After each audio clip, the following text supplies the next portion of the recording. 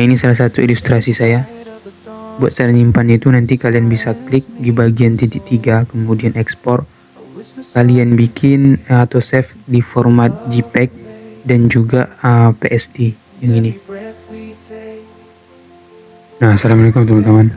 Di video kali ini saya bakalan ngasih sedikit informasi ke kalian tentang beberapa hal yang perlu kalian persiapin buat jadi kontributor di Freepik. Jadi tahun lalu tuh buat teman-teman yang mau daftar jadi kontributor di Freepik itu harus kirim 20 karya terbaiknya. Setelah itu nanti bakalan diseleksi. Jika karyanya itu di approve, maka dia bisa lolos jadi kontributor di Freepik. Nah, pada tahun berikutnya itu jumlah upload karyanya itu ditambah lagi jadi 25. Nah, sekarang buat di tahun 2025 kayaknya Freepik bener-bener fokus sama kontributornya dan gak mau kontributor abal-abal buat daftar jadi anggotanya. Jadi buat peraturan terbarunya itu kalian harus ngirim 150-200 foto atau karya buat jadi kontributor di Freepik. Jadi sekarang buat seleksinya itu udah jauh lebih sulit. Ini saya bakalan ke menu dashboard Freepik. Nah, teman-teman bisa lihat di sini. Ini bukan akun dari Freepik kontributor. Saya bakalan ke menu baru. Saya bakalan klik di sini Freepik. Nah, ini ada. Saya bakalan hidupin terlebih dahulu jaringannya. Nah, jadi sekarang saya udah berada di bagian tampilan dashboard dari Freepik. Jadi ini bagian layanan dari kontributornya. Teman-teman bisa baca di sini, you're almost there, upload and submit 150-200 file or review. Jadi 150 gambar atau karya kalian tuh sampai 200 itu cuman buat di review. Kalau misalkan kalian layak buat jadi kontributor. Buat persyaratan karyanya, teman-teman bisa baca di sini. Buat vektor itu kalian harus punya format JPEG di sini dengan nama yang sama. Kemudian ada format EPS. Jadi format JPEG-nya ini cuman sebagai pratinjau. Jadi nggak harus sama sih ukurannya. Dengan ukuran minimal size 0,5 MB. Jadi pastikan vektor yang kalian buat tuh ukurannya minimum 500 KB. Jadi berbeda dengan Shutterstock. Kalau misalkan kalian ngupload di Shutterstock itu biasanya walaupun filenya itu cuma 200 KB atau 0,2 MB, tapi kalau misalkan file ukurannya itu melebihi dari 4 megapiksel, nah itu bakalan di-approve sama Shutterstock. Tapi di sini beda, teman-teman.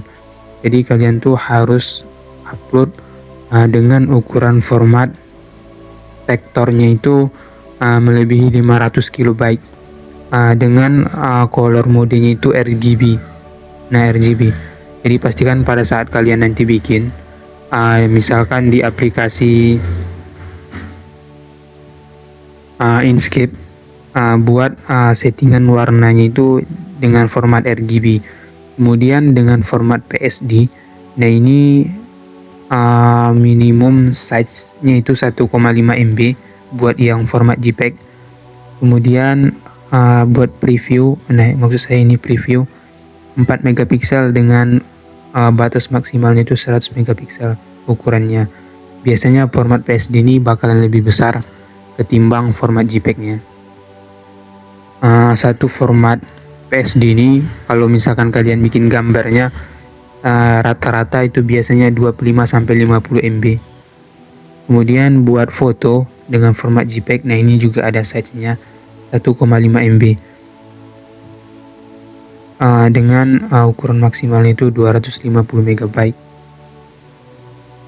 Jadi buat teman-teman yang mau jadi kontributor, kalian tuh harus nyiapin karya sebanyak 150-200 Nah, jadi pastikan kalau misalkan kalian nguploadnya itu versi terbaik kalian lah menurut saya. Sekarang sedikit susah buat daftar jadi kontributor di Freepik. Jadi teman-teman harus pertimbangin dulu kalau misalkan mau jadi kontributor di Freepik. Kalau saya sih gimana ya, kalau misalkan saya harus bikin 150 desain atau gambar, mending saya upload ke Shutterstock.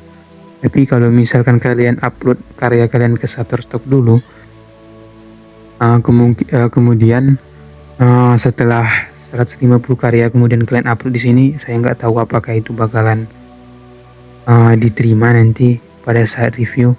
Tapi itu terserah kalian. Kalian bisa pilih di sini mau ngirim vektor, PSD atau foto. Nah, buat teman-teman yang mau bikin PSD, saran saya kalau misalkan mau diterima, kalian tuh bisa download aplikasi yang namanya Pinter Infinite Painter yang ini. Jadi ini tuh support format PSD. Kalian bisa lukis ilustrasi mungkin sebagai background, atau saya contohkan di sini. Saya jual background ke Freepik seperti ini. Jadi ini liquid. Formatnya ini besar teman-teman, sekitar 50 MB. Ukurannya itu saya bikin dengan 4K. Jadi target saya itu ukuran buat background kalau misalkan laptop, di PC atau di tablet mereka, di handphone pun ini kayaknya cocok. Soalnya ukurannya saya udah sesuaikan di ukuran 4K. 4K itu ukurannya kalau nggak salah, saya lihatin di sini. Nah, 2880, bukan ini. Nah, ini 3840 kali 2160. Jadi ini ukuran 4K yang bisa digunakan nanti buat di tablet, di handphone, atau kalau misalkan di PC juga bisa. Nah, jadi buat teman-teman yang mau jual desain dengan format PSD, kalian bisa gunakan Infinite Painter nih. Nah, ini salah satu ilustrasi saya. Buat cara nyimpan itu nanti kalian bisa klik di bagian titik 3, kemudian ekspor. Kalian bikin atau save di format JPEG dan juga PSD yang ini. Jadi kalian nanti butuhin 2 file buat ngupload. Jadi pastikan nama proyeknya itu sama, supaya nanti pas diupload itu kalian nggak diminta atau nggak muncul peringatan kalau file kalian tuh namanya nggak sama. Nanti pada saat upload itu biasanya bagian PSD-nya itu kalau misalkan kalian ngupload 2 itu mungkin bakalan muncul logo peringatan, tapi tunggu aja nanti prosesnya selesai, itu bakalan diterima lagi. Yang jelas nama filenya itu sama dengan pratinjaunya ini. Oh ya, saran saya kalau misalkan kalian mau bikin warna background ini, pastikan kalian ngubahnya itu nggak di sini teman-teman. Bukan di sini.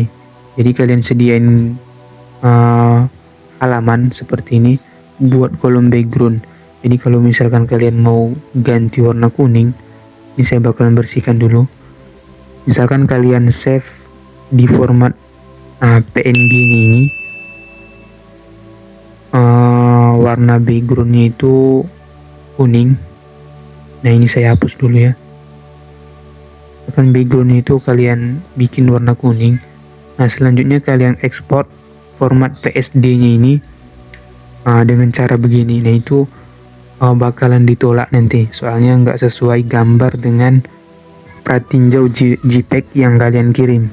Jadi kalau kalian misalkan save dengan format PSD, itu yang kebaca tuh cuma 4 layar. Jadi bentuknya itu bakalan seperti ini. Nah, di sini nggak bisa ngilangin background. Nah, jadi pada saat kalian upload itu bentuknya bakalan transparan seperti ini. Jadi kalian harus sediain khusus di bagian background. Nah, ini kalian bisa cat aja, isi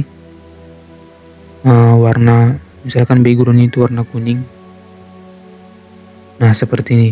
Jadi kalian bisa save dengan format JPEG dan juga dengan format PSD, supaya nanti desain kalian itu diterima.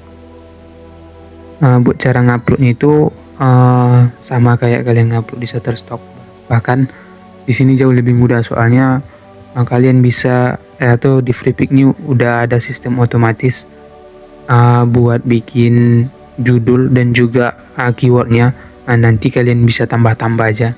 Yang penting kalian siapin 150 karya sampai 200 karya buat dijadiin pratinjau. Kalau misalkan kalian layak, kalian bakalan diterima jadi kontributor di Freepik. Kalau misalkan sekitar 50 desain kalian tuh diterima, nah itu kalian nanti bisa jadi kontributor di Freepik walaupun ada 100 desain kalian yang ditolak. Jadi buat teman-teman yang mau daftar jadi kontributor di Freepik harus siapin 150 sampai 200 karya. Oke, kalau video ini bermanfaat jangan lupa subscribe. Jangan lupa tonton video lainnya. Oke, assalamualaikum warahmatullahi wabarakatuh.